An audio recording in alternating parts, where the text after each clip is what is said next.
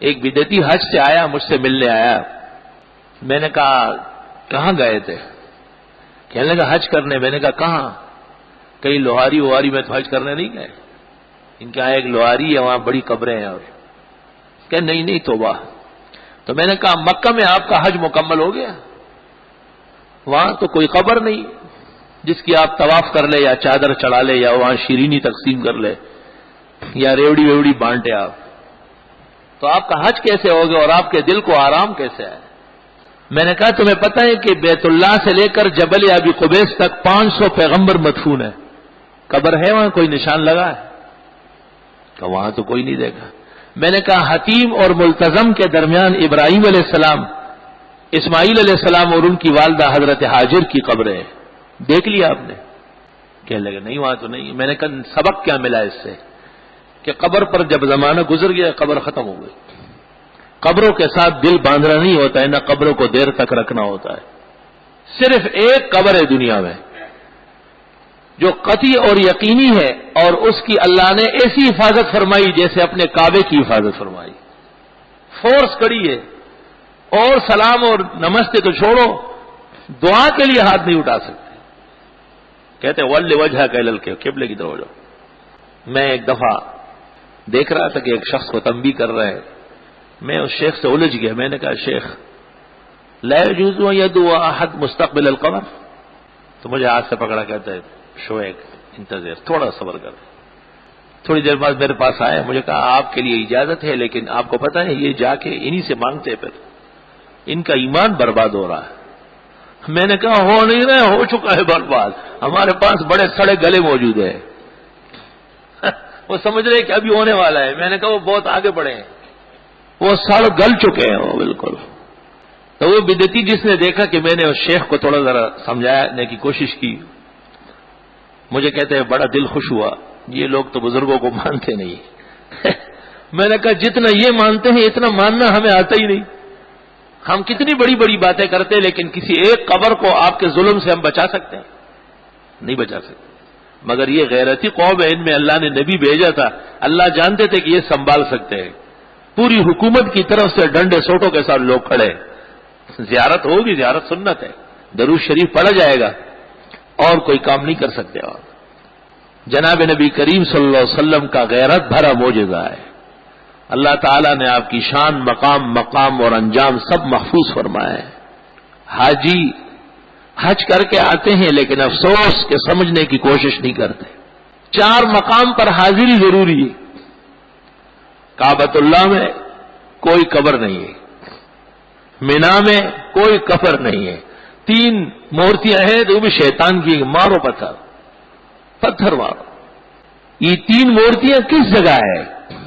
ایک مورتی اس یاد میں ہے کہ حضرت اسماعیل کے پاس شیطان آیا اور اس نے کہا کہ تیرا ابا پاگل ہو چکا ہے، تجھے ذبح کرنے لے جا رہے ہیں، اور کہتے اللہ نے کہا، اللہ بیٹے کے ذبح کا کہتا ہے.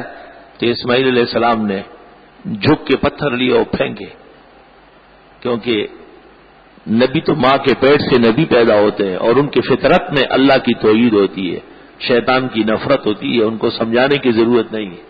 تو ایک جمرہ وہاں رکھ دیا گیا کہ حاجیوں جب یہاں آ جاؤ تو شیطان کو تم بھی پتھر مارو. وہ سنت ادا ہوگی، غیرت بھری، اللہ کو ایسی پسند آئی، کیونکہ دینی مسائل کے خلاف ذہن بگاڑ رہا تھا. اس کے بعد شیطان وہاں سے جب بچ کے بھاگا تو حضرت ہاجر کے پاس آیا. عورتیں ذرا طبعاً کمزور ہوتی ہے اور اولاد سے بڑی محبت اور پیار ہوتی ہے، اور ہاجر کو کہا کہ بی بی آپ کو کچھ پتہ ہی ہے آپ کا خاوند کیا کہہ رہا ہے؟ یہ کہتے ہیں مجھے خدا کا حکم ہوا ہے اور اسماعیل کو ذبح کرنا ہے.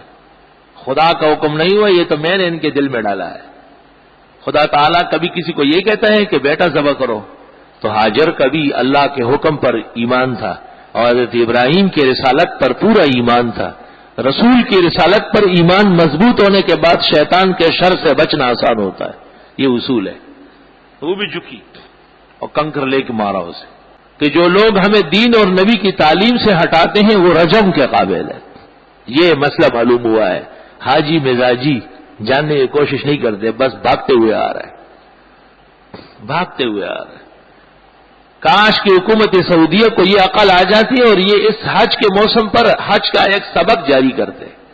ٹھیک ہے وہ بہت کچھ کرتے ہیں جو ہمارے خواب و خیال میں بھی نہیں آتا ہے، وہ شاہانہ طور پر کرتے ہیں، خدا انہیں سلامت رکھے اور دیر تک عزت سے رکھے، لیکن اس سے بڑھیا کام بھی وہ جانتے ہیں، وہ کر سکتے ہیں کہ حج سے واپسی کے بعد نہ کوئی صحابہ کا دشمن رہے اور نہ کوئی قبر پرست رہے۔ حج کا تو مطلب یہ ہے کہ اب تک جو تم نے ٹونے ٹوٹ کے لڑے ہیں ان سب سے باز آ جاؤ۔ عبادت اس کو کہتے ہیں، دیکھو اس میں کوئی قبر نہیں، کوئی عرس نہیں، سرافتیجہ چیلم نہیں، کوئی چیز سوائے حجر اسود کے چومنے چاٹنے کا قابل نہیں، سوائے زمزم کے کوئی تبرک نہیں۔ تبرک اور برکت اور چومنے کی جگہ وہ ہوگی جو شریعت اجازت دے دے۔ آپ حضرت عمر جب طواف کر رہے تھے وہ حجر اسود پہ آ کر کے سر رکھتے تھے اور چومتے تھے تو فرماتے تھے انی لعالم انک حجر لا تنفع ولا تضر، مجھے پتا ہے آپ پتھر ہی ہیں، نہ نفع دے سکتے ہیں نہ نقصان۔ عام طور پر جنہیں چومتے چاٹتے یہ لوگ نفع و ضرر کا عقیدہ رکھتے ہیں، تو عمر نے اس کو حلال کر دیا، ذبح کر دیا، یہ عقیدہ نہیں ہے۔ ولکنی رأیت رسول اللہ صلی اللہ علیہ وسلم یقبلک، میں نے تو حضرت صلی اللہ علیہ وسلم کو دیکھا تھا کہ یہاں سر رکھ کے چومتے تھے، سنت ہے ہمارے نبی کی، اس لیے چوم رہا۔ جب حضرت اسماعیل پر بھی شیطان کا تیر نہیں چلا اور حضرت ہاجر پر بھی نہیں چلا تو پھر حضرت ابراہیم کے پاس آیا اور بڑی لمبی چوڑی شکل بنا کر بڑی ہری بھری پگڑی باندھ بون کے اور بہت زیادہ اپنے آپ کو خرش پرش کروایا کہ بھئی اب اس کو دھوکہ کیسے دیا جائے گا، اپنے آپ کو کوئی بڑا شیخ ظاہر کرنا پڑے گا، اور کہا کہ آپ پیغمبر ہو کر کے ایسی غلط بات کرتے ہیں اور لوگوں کو یہ سمجھاتے ہیں کہ آپ اپنے بیٹے کو ذبح کریں گے اور یہ اللہ کا حکم ہے، یہ تو میں نے تجھے خیال ڈالا ہے۔ تو ابراہیم علیہ السلام نے بھی پتھر لے کے اسے مارا، چونکہ حضرت ابراہیم کی آزمائش بہت سخت تھی کیونکہ بہت بڑے پیغمبر ہے، اور انبیاء کے پاس شیطان کا آنا یہ خطرے سے خالی نہیں ہے، شیطان کے لیے تباہی اور بربادی ہے، انبیاء علیہ السلام کا نقصان یقیناً نہیں ہوگا۔ تو وہاں جمرہ عقبہ بنا ہے، سب سے بڑا بت، سب سے بڑی مورتی، اور 10 تاریخ کو حکم یہ ہے کہ صرف اس بڑے شیطان کو کنکر پھینکو، اور 2 چھوٹے بعد میں دیکھا جائے گا، شیطانوں کو کنکر مارے۔ اور ابراہیم علیہ السلام پر 2500 سال گزر کے محمد الرسول اللہ صلی اللہ علیہ وسلم آئے،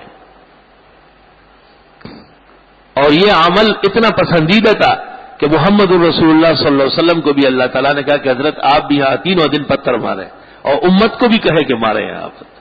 اور حدیث میں ہے کہ وہاں جب حاجی رجم کرتے ہیں، رمی کرتے ہیں، کنکر مارتے ہیں، پوری دنیا کے اندر جہاں کہیں شیطان ہے اس کو چوٹ لگ جاتی۔